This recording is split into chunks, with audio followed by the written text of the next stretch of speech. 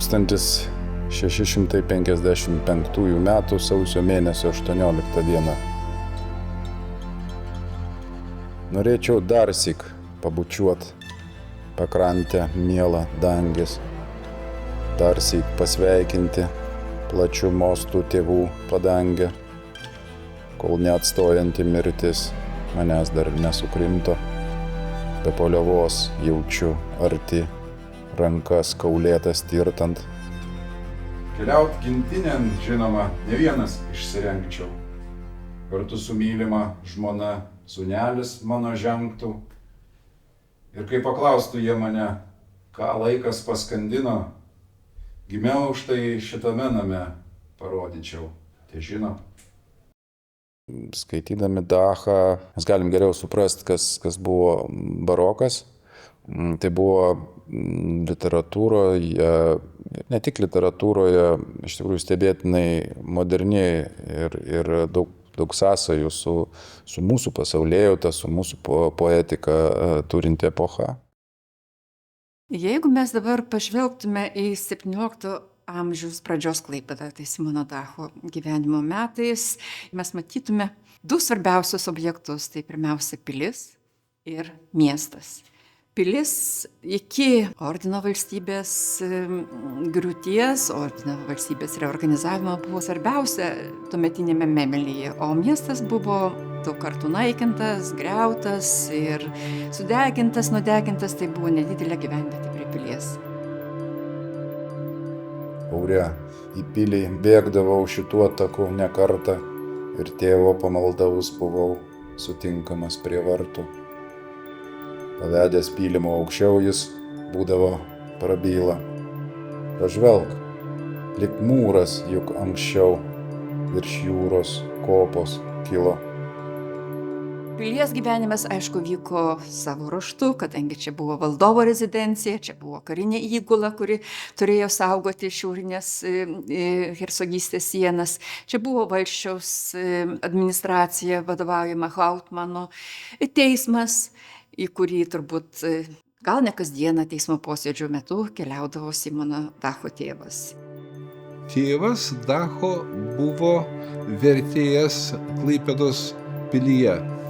Vertėjas tai vadinasi iš kelių kalbų. Tarp tų kalbų, aišku, turėjo būti viena ir lietuvių kalba. Nutiko tai manais laikais per 30 metų. Ir visa siekia to paties. O čia vėl aš piločiau per užgavėnes iš peties, špaguotasi ir jota. Per 16-17 arba Renesanso laikotarpio miesto gyventojų gyvenimą reguliavo, lėmė iš pilies ateinantys valdovo įsakymai, nurodymai ir iš tikrųjų bažnyčia, kuri nurodė tas moralinės normas, kuri įspraudė į tam tikrą ritmą, į tam tikrą tą laiko vadinamąjį ratą. Kur sodų džiugino kadais vešlumas, žalios varsos, supylė pylimus vaidais, verslaujas nuolat Marsas. O ten, kur kunigo namai ir mokykla stovėjo, nykioj dykynėje seniai gyvena tik tai vėjas. Užsiminė Simonas Dachas, kad tokia netektis, tai ta karo grėsmė, kuomet miestas buvo apjuostas gynybiniais pylimais ir miestas pajuto tokią grėsmę ne tik tiesioginę, kad, žodžiu, gali kažkas būti, bet ir neteko savo turėtų sklypų, nugriautos bažnyčios, taip pat turbūt pateko ir Simono Dacho tėvų namai į šitą zoną, dingo išpuoselėti sodai. Maniškiai, ana ten ir jie, kaip viskas pasikeitė, neliko nieko vietoje, kur gaisro liepsnos plaikstės. Linksmybių buvo kiek mieste man, mano bendraamžiams, gimdyvė mano guli ten, užmigęs tėvas amžiams. Taip persijėmęs kelione, iš lėto leisčiau laiką, tačiau likimas tarė ne. Ir jam paklusti reikia.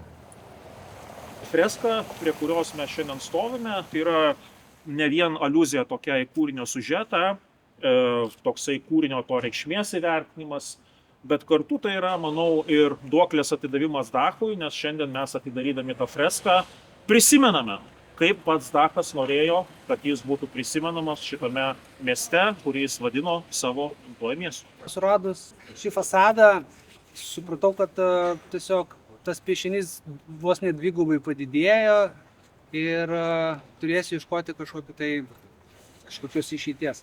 Bet viskas gavosi sklandžiai, tikiuosi, kad šis piešinys džiugins klaipėdiečius ir į Klaipėdą atvažiuojančius žmonės dar ilgai. Simonas Dachas, žinoma, 17 amžiaus Prūsijos poetas, bet atsakymas į klausimą, kas yra Simonas Dachas, labai dažnai priklauso nuo to, ką mes apie jį žinome. Ir iš tikrųjų labai ilgai apie Simoną Dachą turėta žinių labai minimaliai. Mes šiandien žinome 1400 kūrinių mažiausiai, bet jų buvo dar daugiau, tai čia yra tik tai tie, kurie žinome, identifikuoti. Mes žinome, kad jisai kūrė ne vien vokiškai, nors tipinė jo visada buvo visos enciklopedijos, iki šiol visi sako vokiečių poetas, tai ne vien vokiečių poetas, jisai save visų pirma suvokė kaip Prūsijos poetą, senosios Prūsijos regiono poetą, kuris, žinoma, atnešė poeziją vokiečių kalba į šitą regioną. Jis čia šitą dalyką visada pats pabrėždavo. Šiaip jau mums Klaipėdai, Klaipėdos regionui, turbūt Netaravo Sanikė yra esminis dalykas, dėl kurio reikėtų jį prisiminti. Pagrindinis nuopelnas yra dedikacinis eilėraštis, kuris buvo skirtas vestuvėms. Ir tai yra pirmas poezijos kūrinys, kuriame, jeigu taip galima pasakyti, šiuolaikinė kalba, veiksmas vyksta Klaipėdoje. Pirmas literatūrinis kūrinys apskritai apdainuojantis Klaipėdos miestą. Ir be viso to kūrinys, į kurį Dachas užkodavo, koks yra jo santykis su šituo miestu Klaipėdos ir kaip jisai norėtų, kad Klaipėdos miestas jį atmintų. Skaitant, kaip jis prisimena savo miestą, atrodo, kad 17 amžiaus pradžia buvo tokių didelių lūkesčių ir galimybių miestas, nes iš tikrųjų jisai pradėjo augti, jisai pradėjo prekiauti, jis buvo taikus, kas labai svarbu. Iš tiesų, tas mano santykis kaip kūrėjos su Klaipėda, kaip gimtojo miestu, nėra gal pastebimas kasdieniam gyvenime, ypač pačioje mūsų kūrybos pradžioje, nes tikrai buvo labai intensyvūs metai ir daug tikrai negyvenom Lietuvoje. Bet kažkaip su amžium, gal tas yra juokingas išsireiškimas, bet tikrai metams bėgant vis dažniau atsigręži į tai, kas tave formavo iš tikrųjų. Ir supranti, kad kai mes mokėmės mokykloje, Klaipėda buvo tarsi, bent jau mano akimis tuo metu, labai gyva, gyvybinga, labai buvo daug tokio bendradarbiavimo tarp visų įvairių sričių kūrėjų, tai visi daug laiko leisdavo kartu ir daug vilčių vos nebuvo, kalbant apie ateities perspektyvas, ir atrodė, kad mes toks progresyvus miestas, toks vakarietiškas miestas ir gal tas faktas, kad tai yra vis tik tai uostas, jis nėra niekada uždaras, jis visada yra atviras kažkokiam tai ryšiams, mainams, kažkas vis pravažiuoja ir ta apykaita buvo labai tokia aktyvi.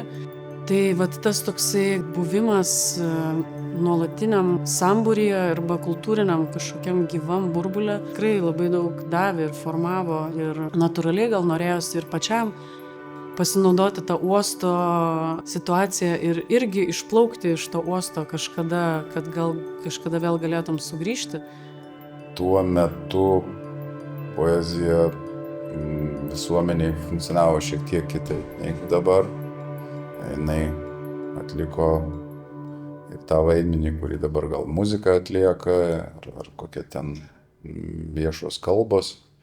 Poezija buvo ir toks aišku, ir intelektualų, universitetinės publikos, raštingų žmonių praktikuojamas dalykas, bet plačioji visuomenėje ji dažniausiai sklido kaip tokia proginė tam tikrom vestuvių, laidotuvių, krikštynų, svarbių valstybinių įvykių proga parašyta poezija, kuri matyt ir tai būdavo viešai, turbūt iškilmingai skaitoma.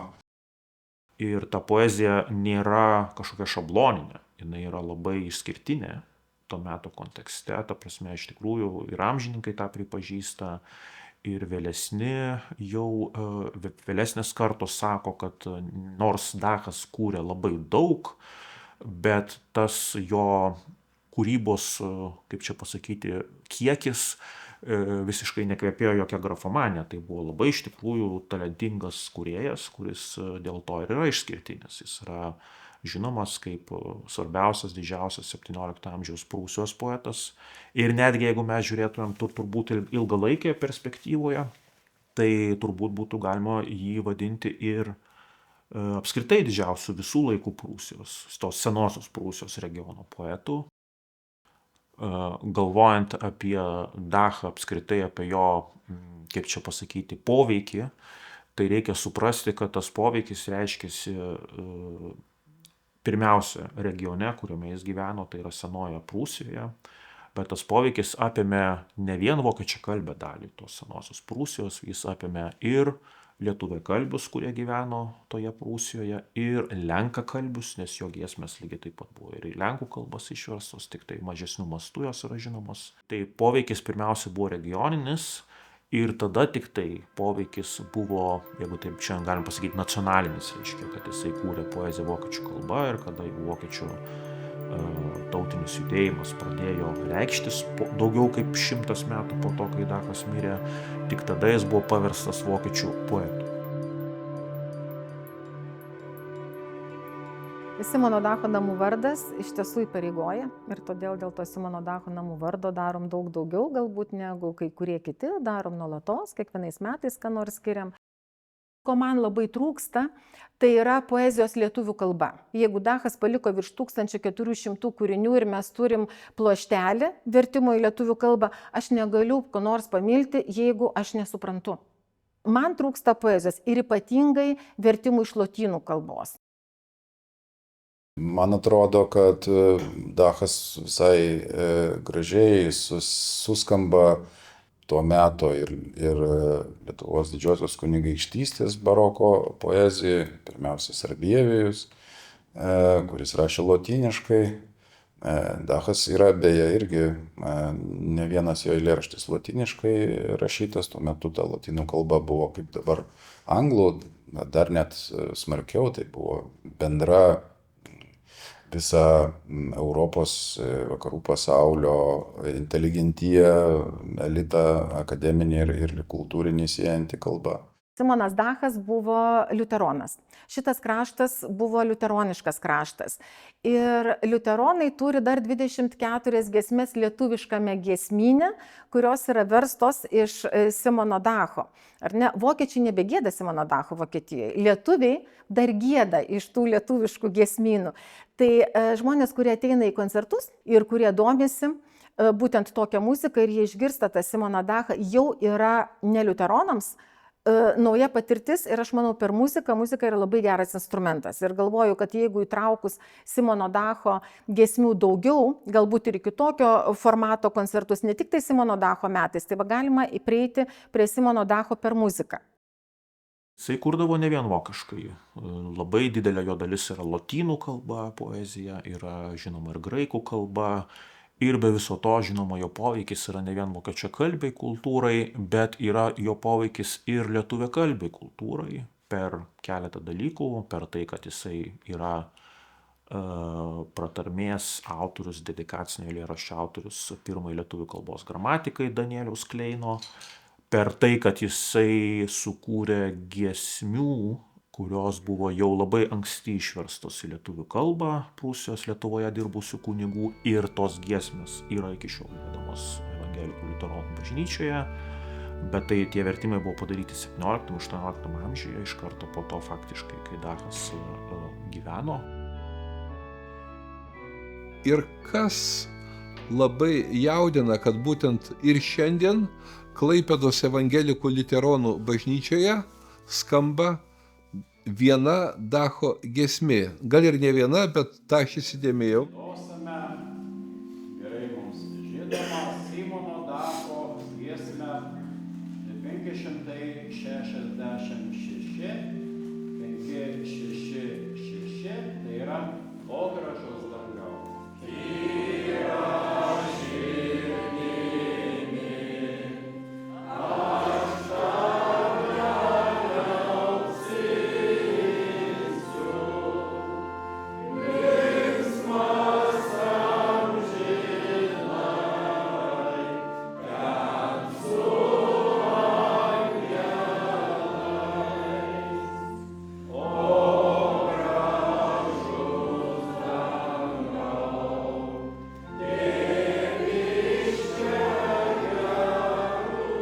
Atmeskime mūsų amžiaus technologijas, ar ne? Atmeskime.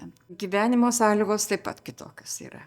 Tačiau krikščioniškosios vertybės, jos lygiai tokios pačios yra. Gyvenimo ir laiko ratas, metų raidos ratas yra tas pats. Mes taip pat laukiame Kalėdų, užgavėnių, švenčiame Velykas, paskui ateina ruduo, vėl kitos šventės arba joninės. Ir taip toliau šitas išlieka mūsųse. Taip pat tos, ką reiškia tos mūsų krikščioniškosios vertybės, tai pažiūra į garbę, orumą, teisybės ieškojimą, moralinės normos. Manau, kad jos nesiskiria. Mes iš tikrųjų visi siekime, trokštame nugyventi tą gyvenimą prasmingai.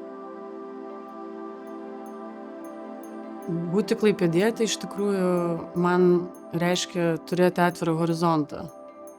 Žmonės, kurie negyvena kažkokioj uždaroj, žemės apsuptoj erdvėj, jie yra visada atviri kitiems, atviri savo. Ir labai svarbus aspektas yra tas, kad mes gyvenam kultūros palikime, mes ją paveldėjom, mes į ją atėjom ir vat, tas santykis su kultūra, pagarbus santykis su kultūra ir jos puoselėjimas, man atrodo, yra kiekvieno klaipėdiečio, gal bent jau pareiga turėtų būti ir man tai yra garbė, man asmeniškai. Gana, kad maniškius skaitys rimus, jie aiškiai dėsto, kad Mėmelis vadinosi gimtasis mano miestas.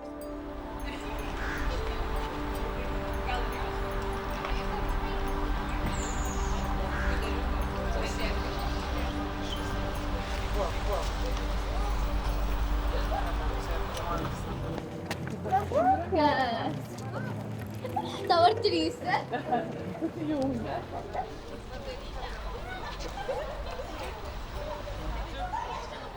Sveikas, Jokūbai, nu tai smagu tave matyti, kaip tau sekasi, gerai?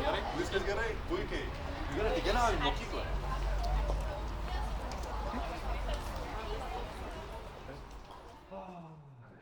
Įdomu viskas, ar ne? Aš apie mokyklą dabar. Taip, labai.